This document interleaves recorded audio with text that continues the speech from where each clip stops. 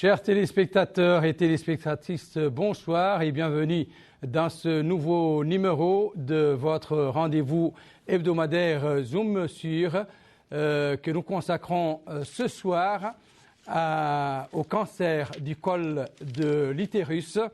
C'est d'ailleurs dans le but d'améliorer les connaissances générales des populations sur cette pathologie à battre en brèche les idées fausses à son propos qui est célébrée annuellement la journée mondiale contre le cancer.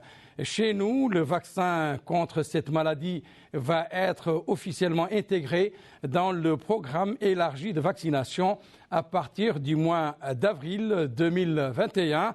C'est du moins ce qu'a annoncé un communiqué du ministère de la Santé. Ce cancer, je le rappelle au passage, est le deuxième cancer chez les femmes en termes de gravité. Et notre pays fait partie des 20 pays les plus affectés en Afrique. Dans notre Zoom sur de ce soir, nous allons, avec l'aide de nos invités, faire le bilan des avancées dans ce domaine et analyser les axes de la stratégie mise en place pour éradiquer ce fléau. Ce soir, nous recevons sur notre plateau Dr Ourtel Benina Mentzein, directrice du Centre national d'oncologie, Dr Moussa Diagana, directeur de la santé de la mère et de l'enfant. Avant de rentrer dans le vif du sujet, je vous propose de suivre ce reportage préparé par notre ami Mamadou Gueye.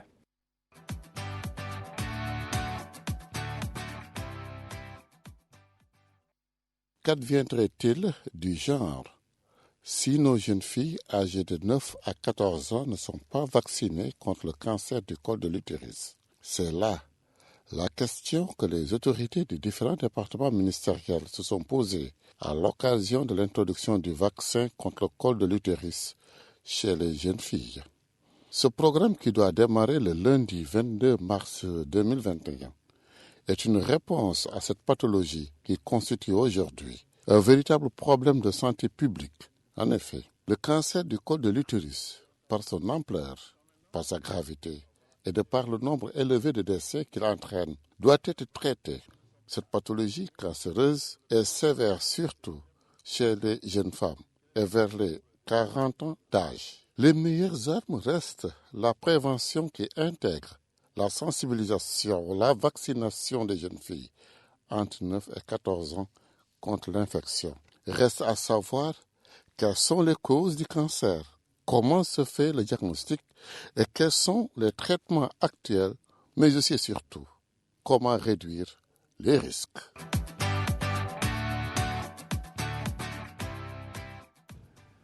Rebonsoir donc et merci d'avoir répondu favorablement à notre invitation. Et je voudrais savoir quelle est votre réaction par rapport à ce reportage préparé par notre confrère Mamadou Gueye. Allez-y, docteur. Merci beaucoup. Bismillah ar-Rahman ar-Rahim, sallallahu ala nabiyil karim. Ce reportage, il traite un sujet qui est très intéressant, c'est le cancer du col chez la femme mauritanienne, chez la femme de manière générale. Ce qui a été dit au début, c'est la fréquence de ce cancer chez la femme. Il est partout dans la littérature enregistré comme deuxième cancer chez la femme. C'est exactement ce que nous constatons selon le registre qu'on a au niveau du centre. Par exemple, en 2020, nous avons enregistré 92 patientes pour un cancer du col. Malheureusement, la situation est que souvent nos patientes, on les reçoit à un stade tardif, malgré que le centre est équipé et que l'arsenal thérapeutique nécessaire pour la prise en charge de ce cancer est disponible. Le résultat laisse à désirer. Et tout ça, c'est dû à un manque de prévention primaire et de prévention secondaire. Je pense que de toute façon, durant cette mission, on aura donc l'opportunité d'essayer de voir la place justement de cette vaccination contre le papillomavirus, qui est pratiquement donc le premier virus incriminé dans ce cancer. Docteur Moussa Diagana, votre réaction par rapport à... Bismillah ar-Rahman ar-Rahim, wa salatu wa salam ala nabiyil karim. Je suis content de retrouver ma collègue et mon ami Dr Benina sur ce plateau. Une précision d'abord, La campagne démarrera au courant du mois de mars, exactement le 29 mars 2021. Le cancer du col de l'utérus, c'est une triste réalité telle qu'elle la vit chaque jour. On veut éviter désormais d'en arriver à un stade de cancer. C'est pourquoi les autorités sanitaires du pays ont décidé d'introduire ces vaccins, les vaccins contre le papillomavirus humain pour la prévention de ce cancer. Et donc, qu'est-ce que c'est que le cancer du col de l'utérus, pour ceux qui ne le savent pas de façon simplifiée, ou le papillomavirus humain, c'est bien ça? Voilà, c'est deux choses qui sont liées, mais qui sont quand même tout à fait à part. Le papillomavirus, c'est un virus, comme pratiquement donc la plupart donc des virus qui infectent l'organisme. Et on sait que les infections virales induisent souvent, pour certains parmi eux, cette transformation carcinologique quand il y a une lésion chronique.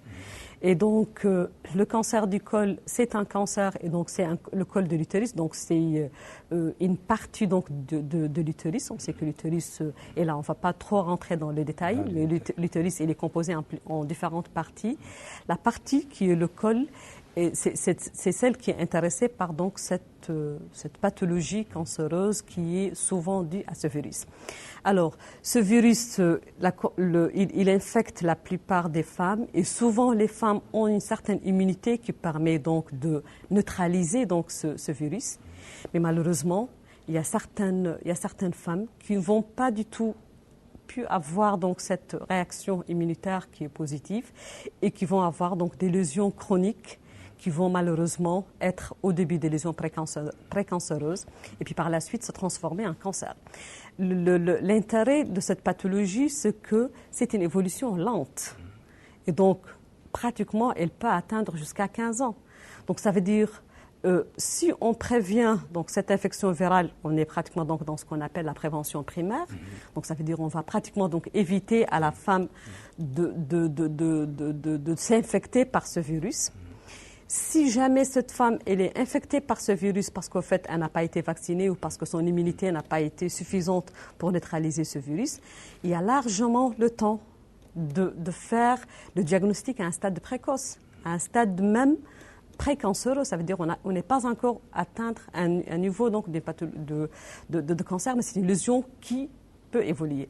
Et donc, c'est l'intérêt pratiquement donc, de cette campagne. C'est l'intérêt pratiquement donc, de cette stratégie que le département est en train de faire pour pouvoir recruter des patientes à un stade très précoce afin qu'on puisse être efficace. C'est ce qu'on continue pratiquement donc, à répéter. Ça sert à rien d'avoir les moyens si on n'est pas du tout efficace. Et donc, je pense au fait que c'est ça, grosso modo, pour le public général, pour pouvoir donc comprendre un peu le sujet. Et docteur Moussa, comment se manifestent les premières infections chez la femme? Alors, comme l'a dit le docteur Guénina, le cancer, vous le savez, c'est une maladie grave. Le cancer de col de l'utérus, c'est une maladie qui touche effectivement la femme essentiellement. Il se localise au niveau de l'appareil reproducteur, au niveau des organes génitaux de la femme. Et c'est un cancer qui, à l'origine, est dû c'est une maladie infectieuse. C'est un virus qui est à l'origine d'une infection. Plusieurs années plus tard, 10 à 20 ans après, que survient le cancer. Le cancer, vous le savez, c'est une maladie grave. C'est beaucoup de signes graves. Et c'est surtout, sans rentrer dans les détails, la gravité de la maladie fait qu'elle conduit à une forte mortalité, à beaucoup de décès. Donc, c'est ça le plus important. Une maladie grave qui se localise au niveau de l'appareil reproducteur de la femme et qui, souvent, dans notre contexte, est vue tardivement et qui est responsable de beaucoup de décès. Tout simplement, il est prévisible, il est potentiellement évitable. C'est pourquoi cette vaccination vient pour la prévenir et empêcher d'arriver au stade ultime qui conduit malheureusement à beaucoup de décès. Et quels sont les signes précurseurs? Qu'est-ce qui fait que l'individu peut déjà savoir qu'il a les symptômes de cette maladie? Est-ce qu'il sent des douleurs? Comment se manifeste cette maladie? Des malaises? Alors, moi, je pense que l'objectif déjà de cette mission, c'est un peu de sensibiliser pour la vaccination. Ouais. Donc, il faut peut-être, c'est ce qu'on essaie donc d'obtenir, c'est ce qu'on essaie donc d'atteindre, c'est carrément diagnostiquer, d'abord prévenir pour éviter donc cette infection virale, et deuxièmement, dépister à un stade précoce. Parce qu'une fois arrivé au signe que vous êtes en train donc de demander, pour nous, c'est déjà trop tard. C'est en général soit une femme qui a donc des petits saignements, soit c'est une femme qui a donc des douleurs, soit c'est une femme qui a une masse, mais là c'est trop tard. Pour des infections transitoires. Ah non, on ne parle pas des infections. Si. Les infections, malheureusement, elles peuvent être même asymptomatiques. Et là, c'est ça la gravité des choses. Parce qu'au fait, en général, la femme, elle peut s'infecter au cours donc, de ses premiers rapports sexuels. C'est pour cela que la vaccination essaye de viser les jeunes filles à un âge précoce avant tout rapport sexuel. Parce qu'en général, en fait, c'est une maladie sexuellement transmissible. Et donc, l'objectif de cette mission, c'est d'essayer d'abord de sensibiliser la population pour donc, l'intérêt de ce vaccin, pour dire c'est une infection virale comme toutes les viroses qu'on est en train donc, de contracter, que ce soit donc au niveau génital, que ce soit donc au niveau respiratoire, que ce soit au niveau digestif. En fait, les virus sont là, mais il y a certains virus qui sont plus dangereux que d'autres. Il y a certains virus, malheureusement, qui vont être à l'origine des lésions qui vont évoluer. Donc moi, je pense que décrire le tableau d'une infection à papillomavirus, c'est peut-être pas l'objectif. L'objectif, c'est dire, attention, vous pouvez être infecté d'une manière vraiment insidieuse, sans sentir rien du tout, mais vous développez d'une manière aussi d'une manière calme des lésions précancéreuses. Donc il faut essayer donc d'agir avant d'arriver à ce stade. Et donc je ne veux pas du tout parler donc des signes. Je leur dis bon, mettez-vous en tête que c'est une infection virale qui existe et qu'on peut obtenir une immunité spontanément, mais malheureusement, on ne peut pas ne pas obtenir cette immunité. C'est ça l'intérêt de vacciner nos jeunes filles pour pouvoir donc arriver à diminuer le risque d'avoir donc des lésions précancéreuses. Donc aujourd'hui, si j'ai bien compris, on ne devrait pas expliquer aux gens ou les édifier un peu sur les symptômes de cette maladie. Non, il faut tout de suite les emballer et les convaincre d'aller se faire vacciner. Parce que justement, c'est une infection qui peut passer inaperçue. C'est une infection qui peut passer inaperçue. Et donc, on a dit que même quand la femme est infectée et qu'elle a des lésions précancéreuses, elle a largement le temps. Raison de plus pour expliquer aux gens qu'il faut aller faire des tests. Est-ce qu'il y a des tests qu'il faut faire pour s'apercevoir? Lesquels, par exemple? Non, mais par exemple, une femme qui suit qui a une vie sexuelle et qui a son gynécologue pour la suivre. En général, elle a des contrôles réguliers, il y a des frottis réguliers. Mais là, on atteint un niveau qui n'est pas la vaccination, qui est le sujet de cette mission. Là, on est en train de faire carrément de la prévention primaire. C'est comme si on veut vacciner contre la diphtérie, c'est comme si on veut vacciner contre la polio. Est-ce que c'est le cas? C'est des maladies qu'on peut contrôler par la vaccination. Est-ce que, docteur Moussa, c'est le cas des femmes en Mauritanie, puisque nous savons qu'elles n'ont pas toutes cette chance de pouvoir avoir un gynéco, d'aller et de se faire suivre? Est-ce que c'est... Alors, moi, je crois que dans les cas précis, dans le cas précis de cette émission, il faut dissocier l'infection à papillomavirus et le cancer, même s'ils sont étroitement liés. Il y a initialement une infection à papillomavirus qu'une femme, ou même un homme parfois, contacte lors des relations intimes. Et cette infection peut ne pas avoir aucun signe. Ça peut passer inaperçu. Et ça peut se guérir spontanément, comme ça peut évoluer et donner des lésions qu'on appelle les lésions précancéreuses, qui ne sont pas encore le cancer. Et quand ces lésions évoluent, qu'on arrive au stade de cancer. Quand on arrive au stade de cancer maintenant, qu'on a des douleurs, des saignements. Alors, si on retourne maintenant à l'infection elle-même, j'ai dit qu'elle peut ne pas avoir de signes, elle peut être asymptomatique. Donc, c'est cette infection-là qu'il faut maintenant éviter. On peut l'éviter de plusieurs façons. C'est la vaccination, c'est la sensibilisation. Discuter avec les personnes, une hygiène génitale, des rapports normaux dans le cas du mariage, bien sûr, et puis une prévention primaire qui est la vaccination vers laquelle on s'étend.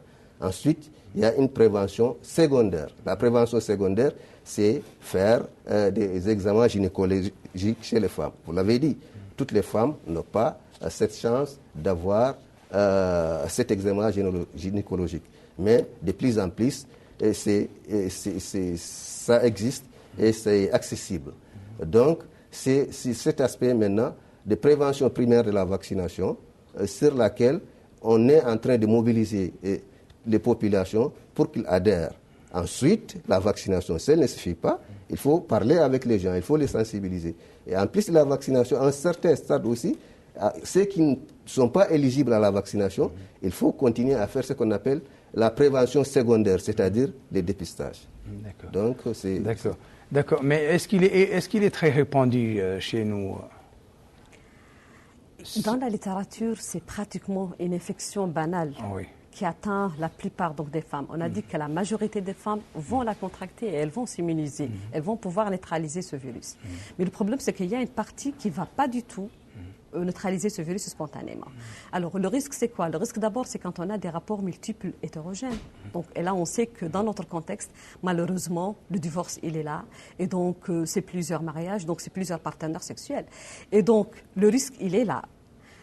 Si on veut viser une prévention primaire contre ce papillomavirus qui peut induire ce cancer, la seule solution qui a été donc admise partout donc, au monde, c'est cette vaccination. Donc, certes, nous, on est en train de la proposer donc à des jeunes filles. Probablement, il faut qu'elles comprennent qu'elles ne sont pas encore malades, parce qu'en fait, probablement, elles n'ont pas eu donc ce risque donc d'avoir donc une pathologie sexuellement transmissible. C'est la chance qu'elles vont avoir d'être prévenues. Donc, d'accord, c'est bien. Donc, vous voulez dire que la meilleure des armes, c'est de prévenir. C'est la prévention. Absolument. Quand on a la possibilité de prévenir, et là, on l'a déjà dit que malheureusement pour les cancers, c'est pas toujours le cas. Quand on a, par exemple, l'hépatite virale, on sait que l'hépatite virale, on peut vacciner contre l'hépatite virale, et donc on va diminuer donc le risque donc d'avoir donc une hépatite virale B qui peut être donc aussi transformé donc en cancer. Ça c'est une chance et donc on peut en vaccinant éviter donc cette transformation. Quand on sait aussi que le papillomavirus, il est admis qu'il y en a plusieurs sérotypes, mais il y a quelques sérotypes de ce virus qui sont connus et qui sont donc normalement incriminés donc dans cette pathogénie donc cancéreuse. Le fait d'avoir cette piste, c'est une chance. On sait que malheureusement, le cancer, la plupart des cas, on n'a pas la possibilité de prévenir. On essaye d'intervenir à un stade précoce. Mais là, c'est une chance. Si on peut prévenir quelles sont les déjà. filles, justement, ciblées D'accord. Je reprends un peu cet aspect de la question. Il y a plusieurs types de papillomavirus. Il atteint plusieurs filles à la fois. Plusieurs filles, mais plusieurs filles se guérissent.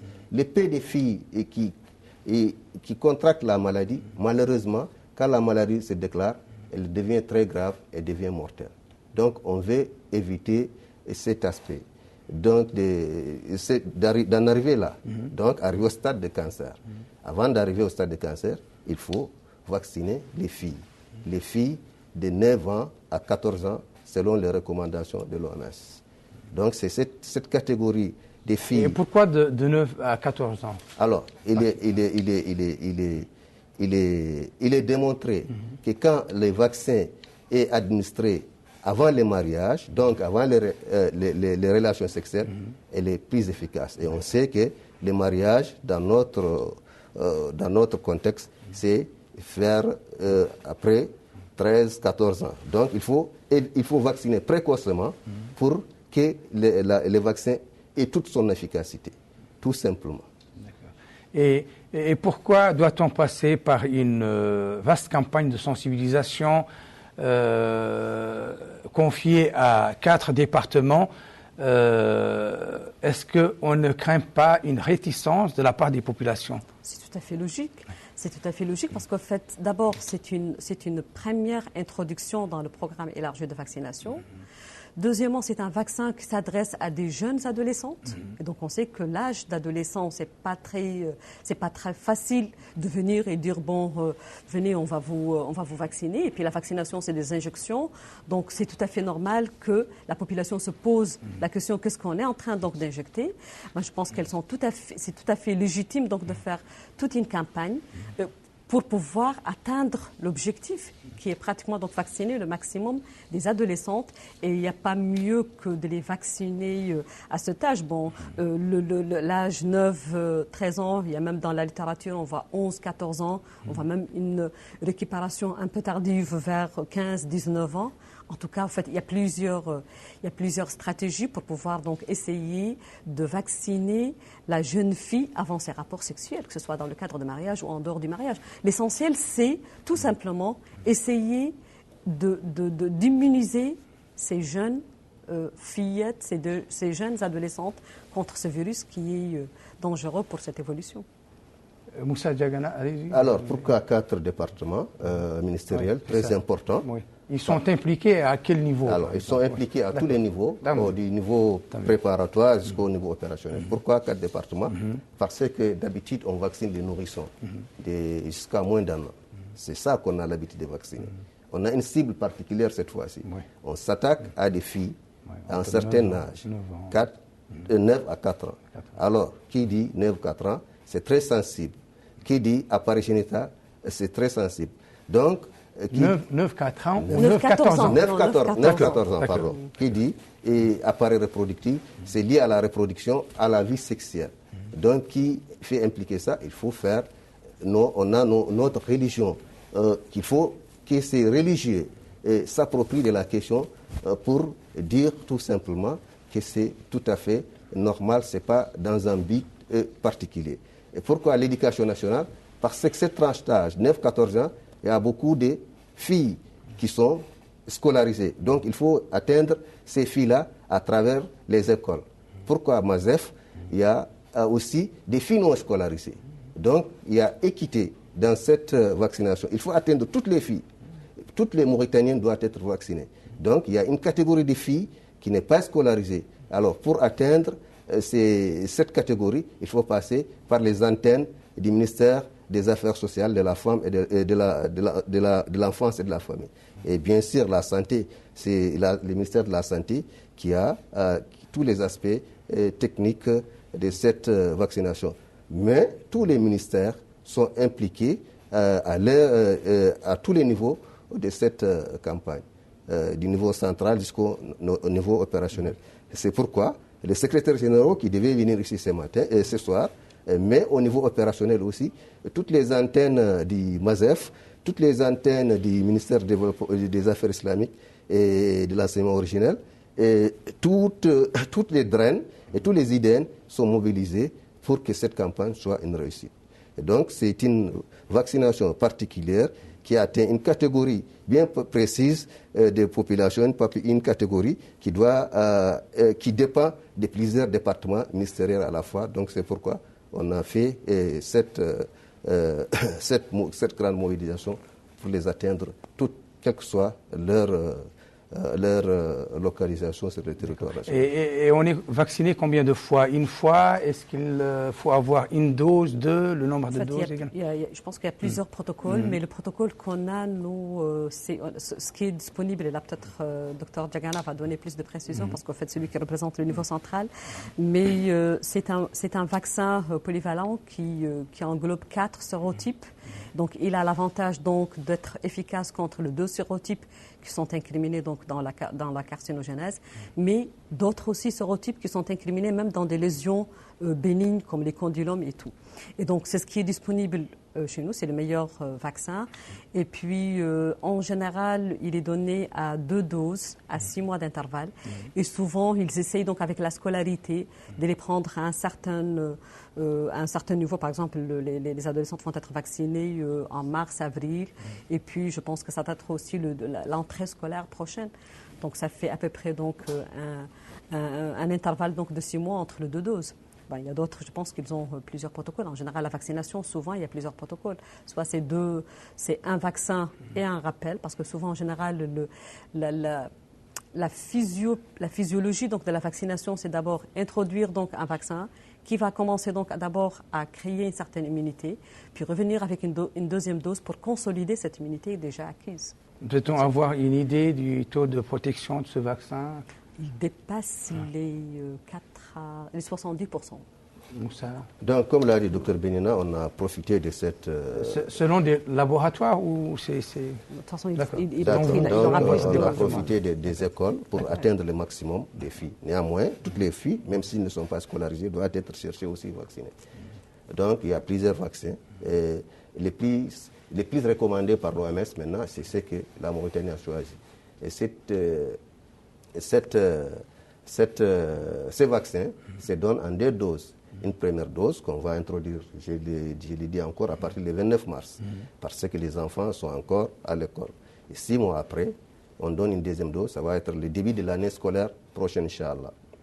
Donc, il faut faire les 2 doses pour être efficace. Alors, quand on fait les 2 doses-là, l'efficacité du vaccin est garantie pratiquement à 100%. C'est un vaccin sûr, sans effet secondaire, sans aucun risque. Donc, c'est un vaccin qui est efficace pratiquement à 100% si on le fait très tôt, à cet âge qu'on a choisi, et quand on le fait avec les 2 doses. D'accord. Et ce vaccin est fait où? Dans quel laboratoire? Dans quel pays? Bon, c'est sans faire la publicité du truc. Donc non, il ne s'agit pas, il s'agit d'un problème de santé publique. Oui, c'est un problème de santé publique. Alors, tout ce qu'on fait, les autorités mauritaniennes sont soucieuses de la santé de leur population. Ils ne font pas de choix comme ça. C'est un laboratoire étranger, occidental. Mais pour des soucis de traçabilité, nous voudrions savoir en ça fait, vient d'où. Si l'émissaire le veut, on le veut, mais tout est transparent. Toutes les informations existent. Les laboratoires les noms commerciaux des vaccins qu'on a, ça s'appelle les Gardasil. C'est un laboratoire, c'est un vaccin qui est produit par un laboratoire qu'on appelle Merck Sharp Dohme. Donc c'est un laboratoire américain. De la Chine, des États-Unis. Des États-Unis. Des États-Unis. Tant mieux. Des États-Unis. Et toutes les informations, c'est pas. En fait, c'est bon de poser la question, mais c'est pas nous en venant à cette émission, c'est pas. C'est très important. C'est pas des questions comme ça qu'on s'attend. J'espère que d'autres questions encore plus pertinentes pour nous viendront. Donc c'est un laboratoire américain recommandé par l'OMS qui a été utilisé depuis plusieurs années dans des pays développés. La plus récente étude qui vient de sortir, elle est sortie sur l'utilisation de ces vaccins-là. C'est une étude suédoise qui vient d'être publiée dans un journal scientifique reconnu internationalement et qui a donné les résultats d'un essai sur plus d'1 million de femmes, 1,7 million exactement femmes, et qui a donné des résultats vraiment extraordinaires qui font que l'OMS l'a choisi, qui font que la Mauritanie l'a choisi pour protéger ses futures femmes contre cette maladie affreuse qui est le cancer du col de l'utérus. Nous l'espérons. Et ce vaccin est-il gratuit puisque c'est... Oui, mais moi, là, je reviens pratiquement. Excusez-moi, vous voulez compléter, bien sûr. Un tout petit peu donc, sur la question tout à l'heure. En fait, il ne faut pas du tout le confondre avec le vaccin contre le Covid. Oui, c'est pas... Alors, ça, c'est un vaccin qui a un recul de plusieurs années.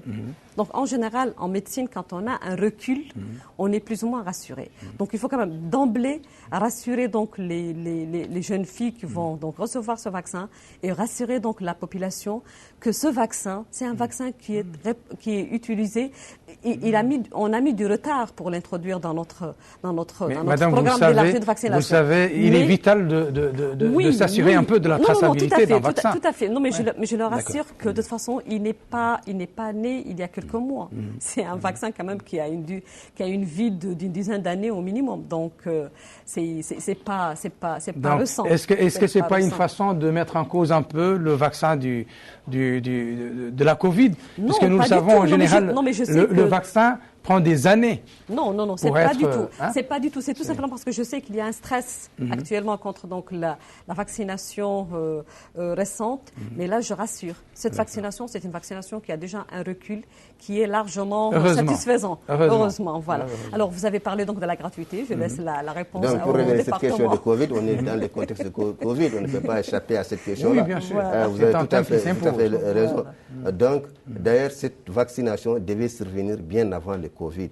On l'a retourné, on l'a retardé parce que tout simplement, il y avait la Covid. Donc, c'est une vaccination tout à fait différente de Covid. Les cibles ne sont pas là. Ici, on vise des filles de 9 à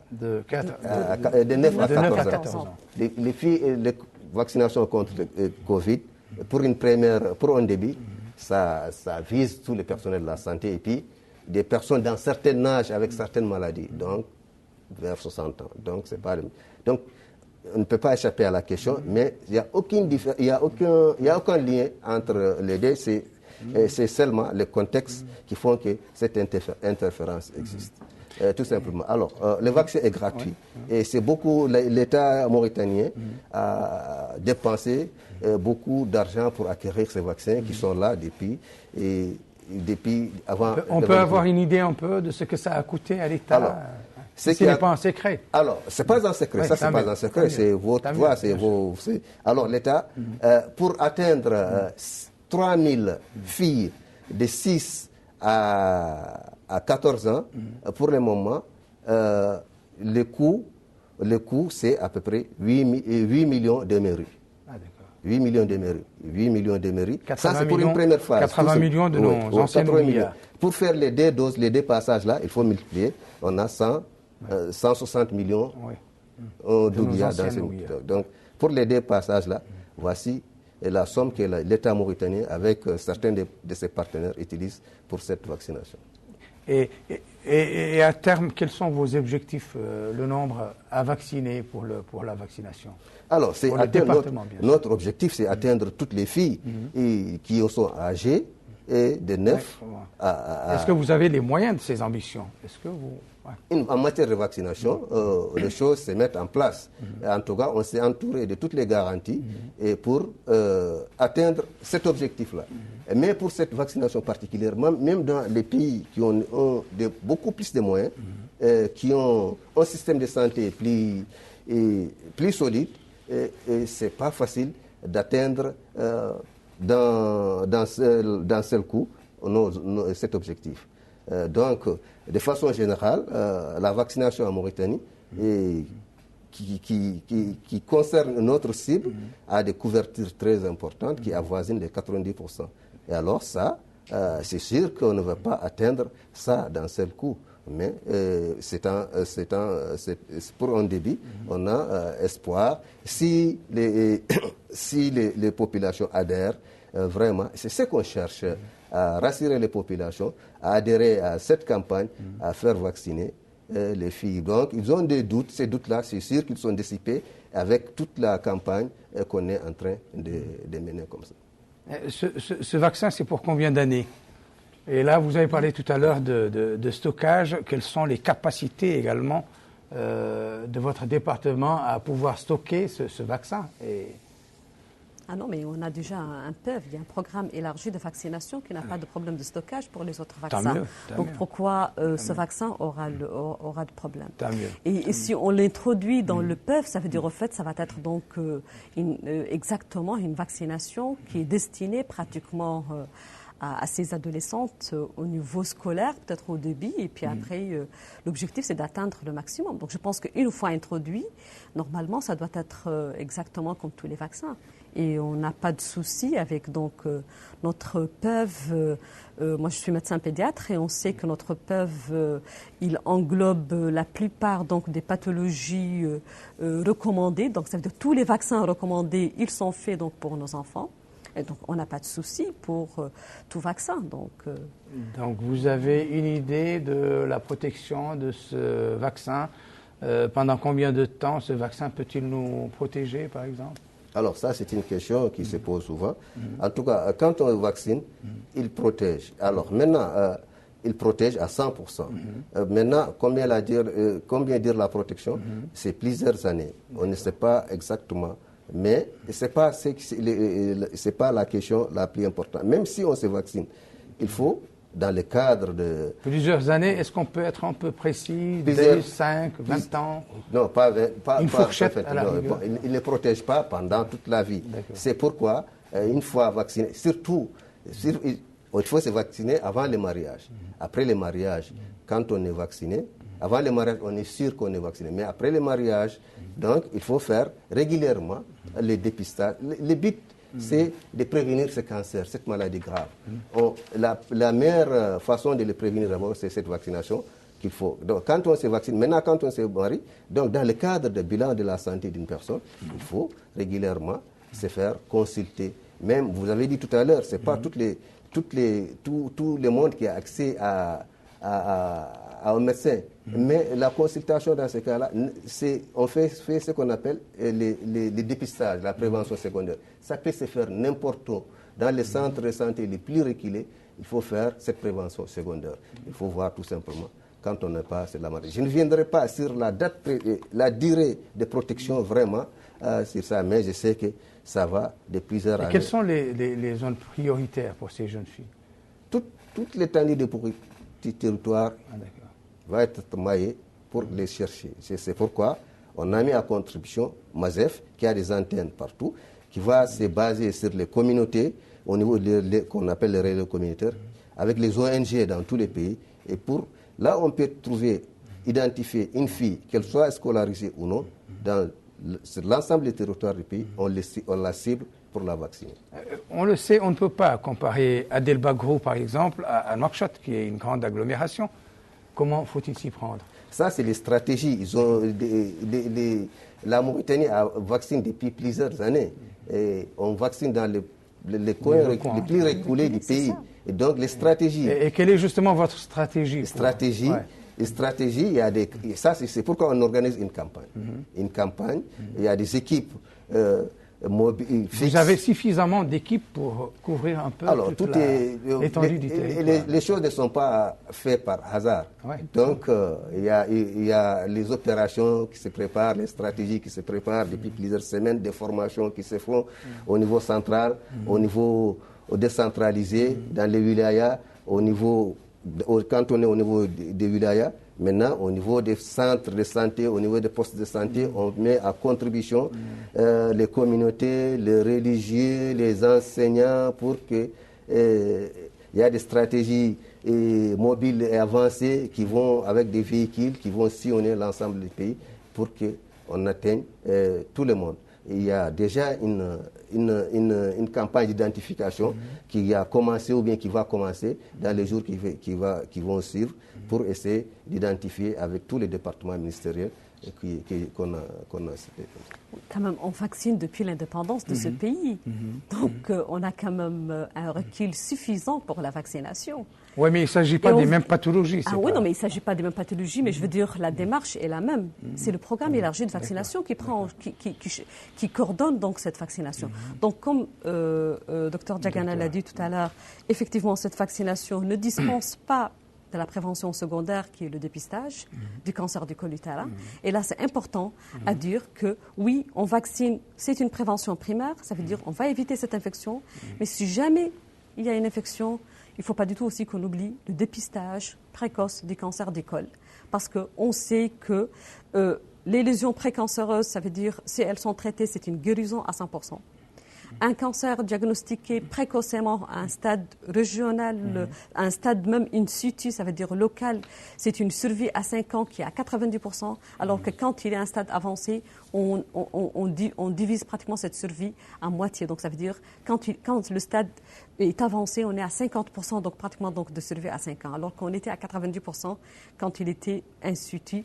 Et quand il est, c'est une lésion précancéreuse, c'est une guérison pratiquement totale quand elle est diagnostiquée et traitée à temps. Oui, mais donc, cancer du col. Et là, je retourne comme technicienne donc du Centre donc national d'oncologie qui prend en charge donc malheureusement cette pathologie.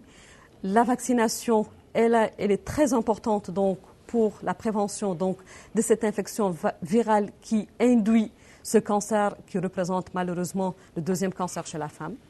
Mais cette vaccination, elle ne dispense pas d'un suivi donc de dépistage qui doit être régulier. Et là, je pense qu'actuellement, on a, alhamdoulilah, tous les moyens pour pouvoir donc accompagner nos femmes pratiquement à tous les stades. Les jeunes adolescentes, les vacciner. Les femmes, les dépister à temps pour essayer donc de diagnostiquer si jamais il y a une lésion précancéreuse et s'il y a un diagnostic, le prendre en charge à un stade précoce. D'accord. Mais moi, mon souci, c'est un peu, et vous le savez tout autant que moi, que les mariages précoces se font plus à l'intérieur qu'à Nouakchott. Donc, en termes de stratégie, est-ce que la priorité ne devrait pas être donnée à l'intérieur? Vous avez dit une chose très importante, vous avez dit que les pathologies ne sont pas les mêmes. Effectivement, c'est parce que les pathologies contre lesquelles on vaccine ne sont pas les mêmes, et parce que c'est la première fois qu'on introduit ces vaccins-là, on accorde une attention particulière à cette vaccination. Donc c'est pourquoi on a... Moi je suis sur la priorité dans les régions, c'est pas la pathologie. À cette question. Toutes les régions sont prioritaires. Je viens de le dire tout à l'heure. On a mobilisé, on a mis toute une stratégie pour un maillage, tout l'étendue des territoires. Tous les pays vont être aussi au même niveau de l'intérieur que Nouakchott. Les équipes seront partout à l'intérieur du pays et avec tous les moyens pour les atteindre, quel que soit leur niveau socio-économique. Tous les pays vont être visés de la même façon que Nouakchott pour atteindre pour ces filles qu'on a ciblées de 9 à 14 ans, que ce soit dans les écoles, que ce soit dans les mahadras, que ce soit dans les foyers, et pour les filles qui ne vont pas à l'école. Tout est mis en place pour atteindre. Maintenant, ce qui nous reste, c'est l'adhésion des populations. Et donc, tout ça, c'est notre rôle à nous tous. C'est pourquoi les religieux, les imams, les oulémas, les enseignants, les directeurs de l'école, les associations des femmes, tous. Donc la priorité est globale. Si je vous en... Voilà, c'est l'étendue du territoire. Et comme Dr Diagana l'a dit, le challenge actuellement, c'est l'adhésion à ce vaccin. Et là, on sait que ce n'est pas évident. Et là, c'est pour cela qu'il faut pratiquement donc faire intervenir pratiquement tous les acteurs qui peuvent donc aider à réussir donc cette campagne de vaccination. Là, on est dans une campagne de vaccination. Mais dans quelques années, c'est un vaccin qui va rentrer donc dans le PEV. Et ça va être donc courant. Mais on sait que là, on s'attendait à des réticences. C'est pour cela, comme il a dit, on a besoin de religieux, on a besoin donc des gens communautaires, on a besoin pratiquement donc de toute la population mauritanienne et de toutes les femmes face justement à ces réticences, quelles sont les propositions que votre département fait? Vous savez, toute nouvelle situation, en particulier dans notre contexte-là, ça entend de réticence, surtout quand ça concerne une catégorie particulière de la population. Donc, il y a une campagne, il y a des équipes de communication qui travaillent sur des messages précis en fonction des personnes, en fonction de la cible, pour les atteindre. Les filles même. Des zones également. Oui, des zones même. Donc, ce sont les niveaux sociaux, les aspects socio-culturels. Il y a des équipes de communication qui travaillent sur cet aspect. Donc, il faut faire, comme l'a dit tout à l'heure Benida, il y a une campagne qui s'organise. Est-ce qu'il y a des fiches tous les supports de communication sont mis à profit, sont élaborés ou sont en train d'être mis à profit, vont être éparpillés et disséminés dans tous les pays pour cette campagne. Il a dit tout à l'heure, Dr Benina, c'est une campagne où on va mettre les paquets pendant 6 jours, du 29 mars au 4 avril. Donc, on va essayer d'atteindre le maximum des filles pendant cette période-là.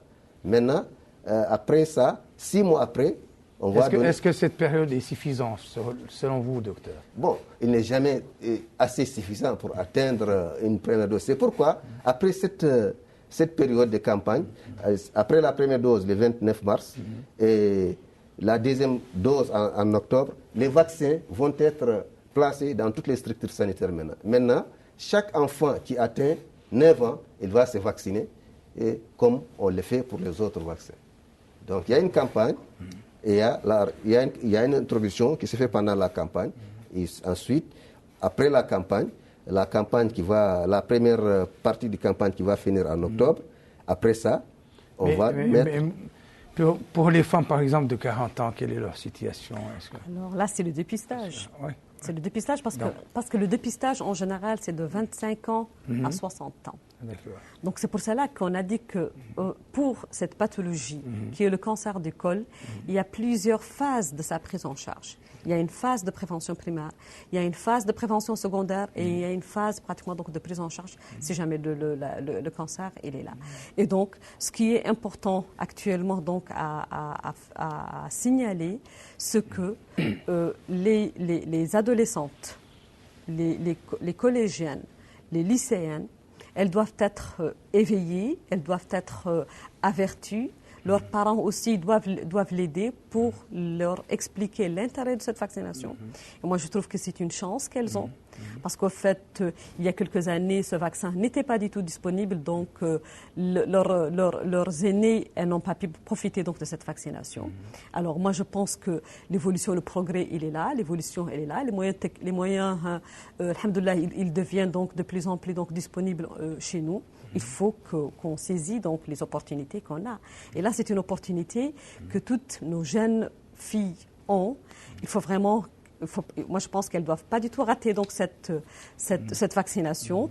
Pour les femmes d'un âge un peu plus avancé, à partir donc, de 25 ans, 30 ans, là aussi, au niveau de toutes les maternités, elles peuvent avoir donc, leur frottis et leur dépistage. Et en espérant qu'ensemble, on arrive soit à prévenir cette lésion virale qui peut donc induire ce cancer, soit avec le dépistage, détecter donc des lésions précancéreuses ou détecter un cancer à un stade précoce pour pouvoir donc guérir nos femmes et éviter donc cette évolution malheureusement tardive pour ce cancer extrêmement douloureux, extrêmement difficile à gérer quand il est avancé. Donc, est-ce que vous pouvez nous dire un peu l'ampleur et la gravité du phénomène pour amener les gens à prendre conscience de se vacciner? Oui, moi je peux témoigner malheureusement parce qu'au fait je suis responsable au niveau donc, du Centre national d'oncologie et on prend en charge cette pathologie. Je sais que malheureusement les femmes qui ont des cancers du col avancés, il n'y a pas plus difficile de les prendre en charge. Malheureusement, le résultat, il laisse à désirer. Et il n'y a pas que le résultat, mais c'est une pathologie qui évolue dans une zone extrêmement intime pour la femme. C'est une zone extrêmement douloureuse quand le cancer il est là et qu'il est en train de prendre donc, toute cette région. Moi, je pense qu'au fait, c'est une chance. C'est une chance de pouvoir prévenir, et si ce n'est pas prévenir, détecter à temps.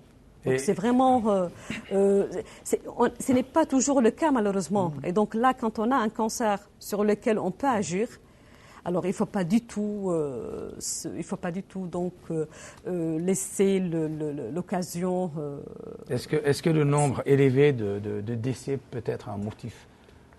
Alors, docteur Benina vit cette pathologie chaque fois. Oui. C'est le deuxième. Je vous dis que cette année, on a 92. 2020, 92 femmes atteintes d'un cancer du col. Malheureusement, la plupart, c'est des stades avancés. Alors, c'est le 4e cancer, selon les dernières estimations, c'est le 4e cancer. Est-ce qu'il n'y a pas un défaut de sensibilisation et de communication? Est-ce qu'il n'y a pas ça aussi? C'est pourquoi ça fait partie des stratégies de prévention de ce cancer. Donc, il faut sensibiliser, même si on vaccine, il faut sensibiliser, il faut continuer à sensibiliser, il faut vacciner. C'est un cancer, bon, on parle trop de ce cancer Parce que c'est pour éviter ces cancers, quatrième cancer au niveau mondial, d'après les dernières estimations. Premier cancer africain. En Mauritanie, c'est le deuxième cancer de la femme, avec une mortalité très élevée. Et donc, on peut éviter le cancer. Donc, il faut vacciner. Et qu'en est-il du traitement et de la prise en charge des patients? Non, mais on ne va pas arriver là. Pourquoi? On ne va pas arriver, il faut bien qu'on arrive là. On est en train de prévenir. Il faut bien. Non, moi je crois qu'on préfère ne pas en arriver là. On préfère ne pas avoir de cancer. Le traitement, il est disponible. On veut se focaliser sur cette prévention, sur cette vaccination.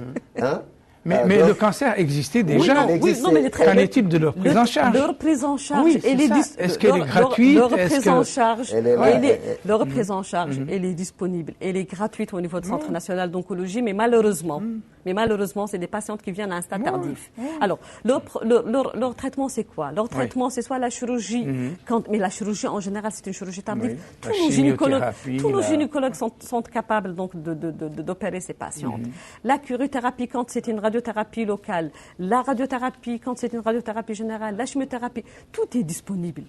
Mais malheureusement, avec tout l'arsenal thérapeutique qu'on a, le résultat laisse à désirer parce que souvent c'est des cas tardifs. Je vous comprends parfaitement, madame, mais on n'est plus dans la vaccination. On veut savoir si aujourd'hui on est victime de cette maladie. Est-ce qu'on peut avoir une chance d'être prise en charge par l'État ou absolument. Toutes les femmes, là franchement, toutes les femmes qui ont besoin donc d'être soignées, là on les rassure, oui. Tout l'arsenal thérapeutique qui existe au niveau international, il est disponible chez eux au niveau national. Elles doivent être rassurées. Mais je leur dis, oui, ça c'est disponible, c'est gratuit, c'est marhaba bikoum, vraiment à n'importe quel moment, mais essayons de faire mieux que ça. Le CNO, il est ouvert, tout son arsenal thérapeutique, il est à leur disponibilité, mais la chance qu'elles ont, c'est d'abord éviter donc cette infection virale. Et si jamais cette infection virale elle est là, aller faire un dépistage donc pour pouvoir donc diagnostiquer les lésions précancéreuses. Et si jamais il y a une lésion cancéreuse, on souhaite les recruter à un stade vraiment très précoce afin qu'on puisse guérir ces femmes à 100%. Est-ce que la société civile a vraiment été impliquée dans le cadre de cette campagne, en amont? Donc, on a dit tous les départements sont là, l'organisation de la société civile. Il n'y a pas un jour où on n'organise pas une réunion avec ces organisations. C'est avec l'organisation de la société civile qu'on vise surtout les filles non scolarisées. Ce sont les ONG qui nous permettent, qui sont partout, qui travaillent déjà très bien à l'intérieur du pays et les localiser. Et avec MASEF, qui ont cet aspect d'atteindre les filles qui ne sont pas scolarisées. Les filles qui sont scolarisées, c'est avec l'éducation nationale. Vous avez un dernier mot puisque l'émission touche à sa fin. Oui, on a un dernier mot. D'abord, pour rassurer nos téléspectatrices, c'est ça, c'est comme ça que vous le prononcez souvent, pour rassurer toutes les filles, pour rassurer toutes les adolescentes, pour rassurer toutes les mamans, que ce vaccin, il est exactement comme tous les vaccins qui ont donc déjà été largement utilisés au niveau mondial et qu'il est bénéfique donc pour cette infection et que je leur dis, n'hésitez pas à se faire vacciner. Donnez-nous cette chance donc de prévenir cette infection virale, exactement comme on est en train de vacciner nos nouveau-nés contre l'hépatite virale. Alors là, on vise aussi nos jeunes filles contre donc le papillomavirus. Docteur Moussa, votre dernier mot? Alors, au-delà de nos fonctions officielles, nous sommes avant tout des pédiatres. On s'occupe de la santé de l'enfant. On vaccine les enfants depuis plusieurs années. Il y a un nouveau vaccin qu'on va introduire. Cet vaccin évite une maladie très grave qui est le cancer du col de l'utérus. On ne veut plus avoir des cancers de col de l'utérus qui entraînent une forte mortalité. Alors, pour éviter ça, il faut tout simplement vacciner. La vaccination est sûre, efficace, gratuite, elle est accessible et il va être mis à la disposition dans toute l'étendue du territoire mauritanien. On exhorte tout simplement que tout le monde Tant mieux, des paroles rassurantes. Ce numéro de votre émission Zoom Sur est à présent terminé. Je remercie mes invités, Dr Ourtel Bedina Mentzain, j'espère que je le prononce bien, directrice du Centre national d'oncologie, Dr Moussa Diagana, directeur de la santé de la mère et de l'enfant, pour avoir accepté de répondre à nos questions. Mes remerciements vont également à tous les téléspectateurs et à toutes les téléspectatrices qui nous ont fait l'honneur de suivre ce magazine. Un grand merci également aux équipes de reportage et de rédaction pour la réalisation de cette émission, particulièrement Rabia Deida, Mamadou Gueye, le réalisateur Ali Chir Oul Abdallahi, Madani Dramé au secrétariat, tous les caméramans et les preneurs de son, tous ici présents. Excellent moment avec la suite des programmes d'El Mauritania. Bonsoir à tous et à toutes.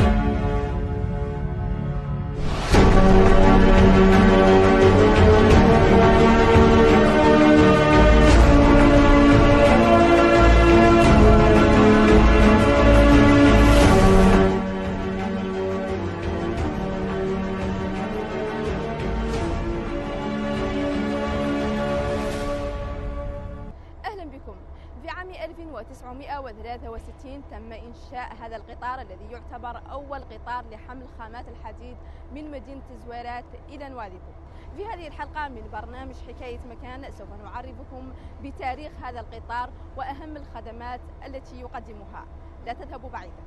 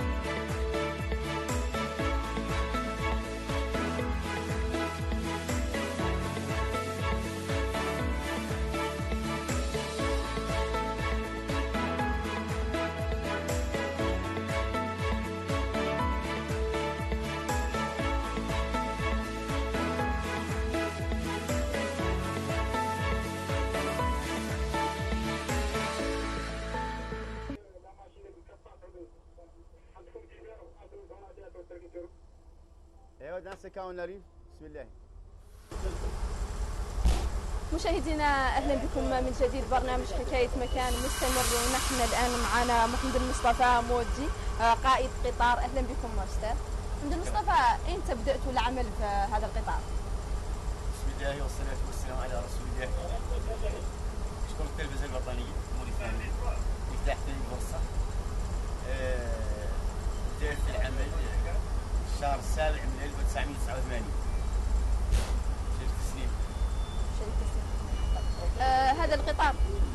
انتقل من هون الى الزويرات من درايه كانوا تقريبا من الساعه اللي بدات العمل فيه كانوا طرا له شيء مثلا كان على انه طرا له تحسينات جديده من طرا له شيء كيف قلت لك 89 جينا هون كان خالق نوع من القاطرات قالوا الستوم مصنع فرنسي وكان فعلا هالو مصنع جنرال موتورز وتحسنوا القاطرات اللي الستوم اصلا فرنسي انقرض مثل قال عاد يعمل اللي هذه القاطرات اللي مصنع امريكي والله كندي امريكي ما شاء الله وحقق خلقوا انجازات حاجه عندنا 89 شريك حققت 12 مليون طن لاول مره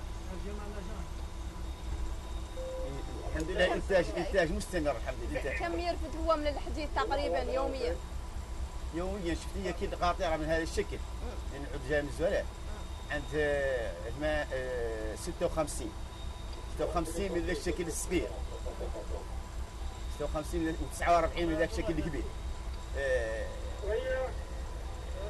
عربات ما مسيان في من اللي ترفد حمولة 100 ومن اللي 120 اثنين 112 من الحديد الخام ثلاثة من ذا الشكل 168 ذوك الكبارات واحدة 90 عربة 2